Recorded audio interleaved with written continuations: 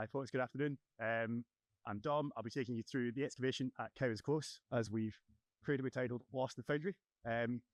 Unfortunately, Leonie couldn't be here today. She sends her apologies. I don't know where else she could possibly be apart from Melback.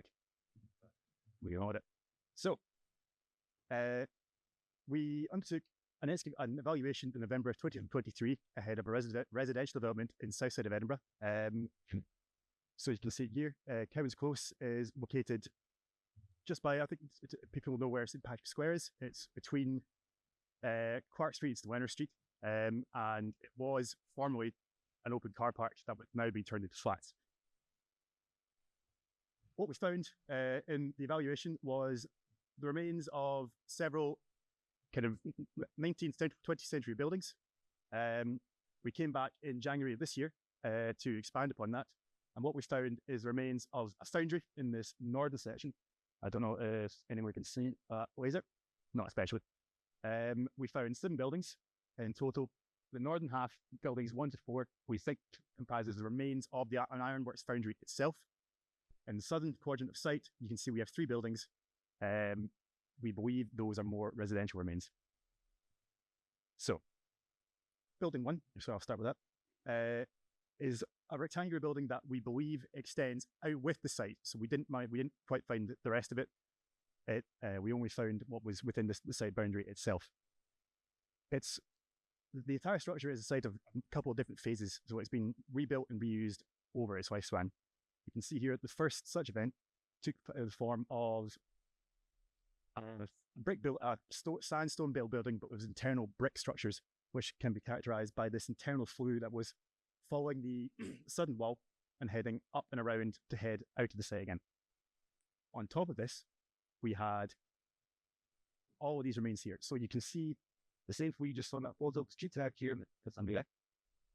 Everything covered over, filled in with a variety of mid-ground deposits. So I think mostly just industrial waste, coal, charcoal, detritus from the previous building phase.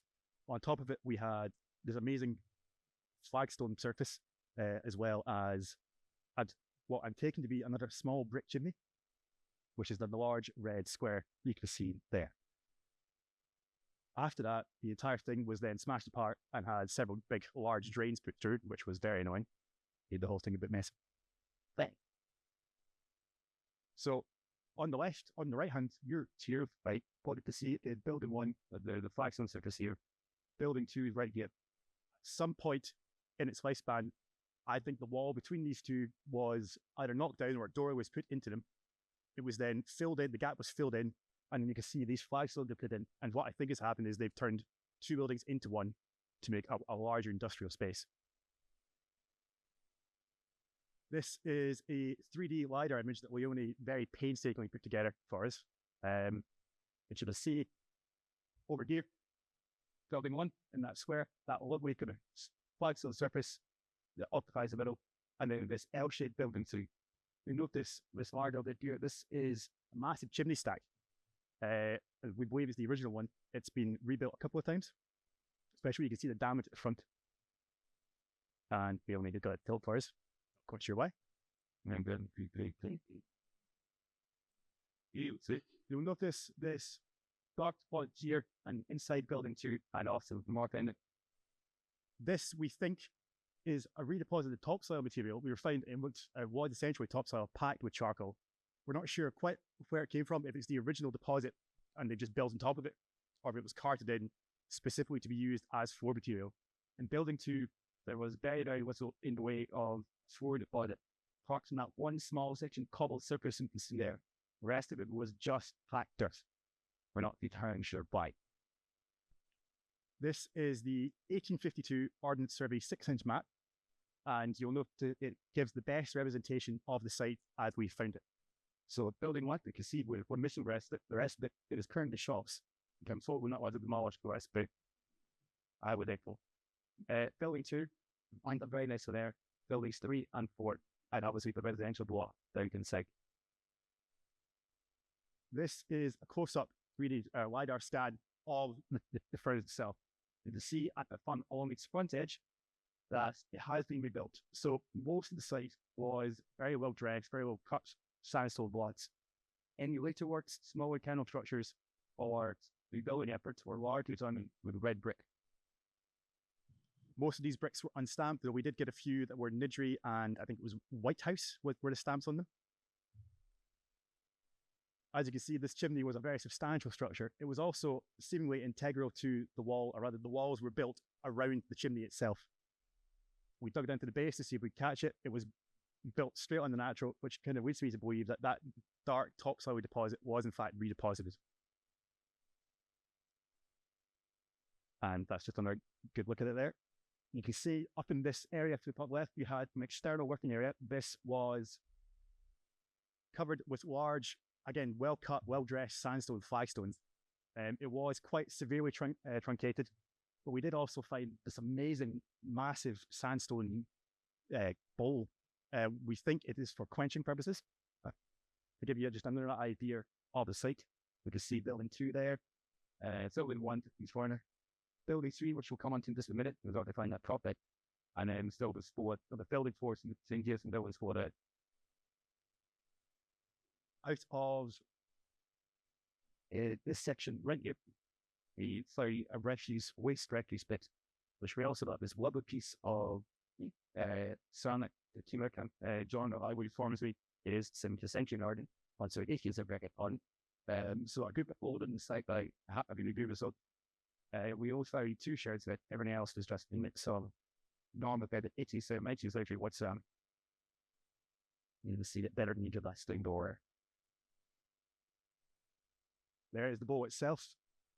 One solid, excuse me, it was one solid piece of sandstone. Inside we found slag, iron waste, and then a series of mid-ground deposits. So clearly it had been used and then slowly backfilled over time, or deliberately backfilled with material left inside. The current thought is that it was a quenching bowl of some sort, although we're still waiting on the post-ex for that, so we're not terribly sure just yet. There we go. Leonie loves to make the spin for some reason.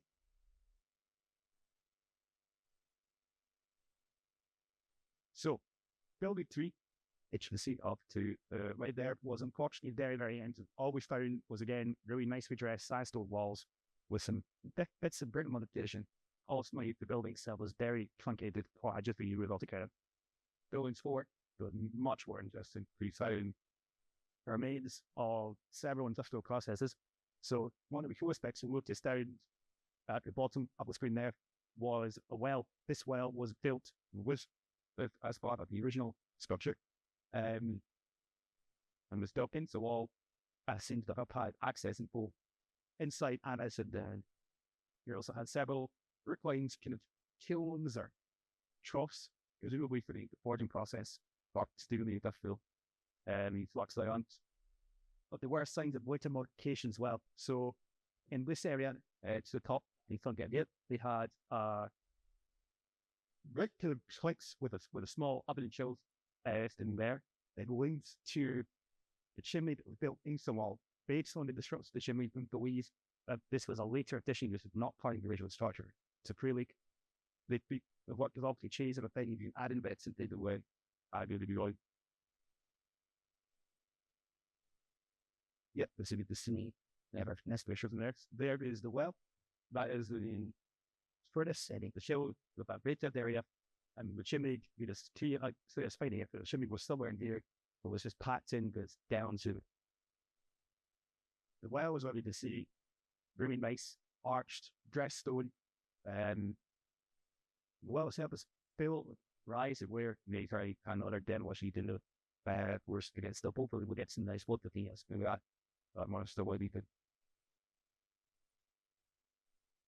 On to buildings 5, 6, and 7. So these were done in set base due to constraints on site. With the wings, that means where primarily residential breakers and mostly hard will be combining living not inches from the back of Iron Foundry must have been great. So up in the up west corner, we have remains of building 6. This is heavily truncated. There is not a brick deal to the left in the top of the walls. Building 5 up has the majority, so you can see. And then when we catch the edge of building 7 at the setting button. Building 5 shows signs in this section here of a large chimney, there were, as far as we could tell, there were in fact 3 separate chimneys all in one split. So it's either been, well built and they rebuilt again and again, or they can change what they're using it for, changing the shape and size, depending on when we're not too set to practice body. The main reason we noticed you got our thickest residential is based on the archspectural evidence in the Word of God. Come on. So, as opposed to buildings 1, 2, and 3, and 4, we were finding lots of slag, lots of bits of metal, glass, other such things. Here we're getting a very different sort of wood. Or about tennis cap for those who like the best view of Scotland.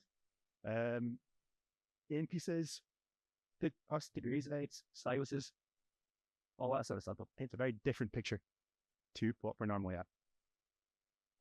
That's me. It was a very short one, I'm afraid. Just a massive thank you to John for all his help, and also to the big team of Craig, Madison, Hannah, Lizzie, Joel, and Cowan. Thank you.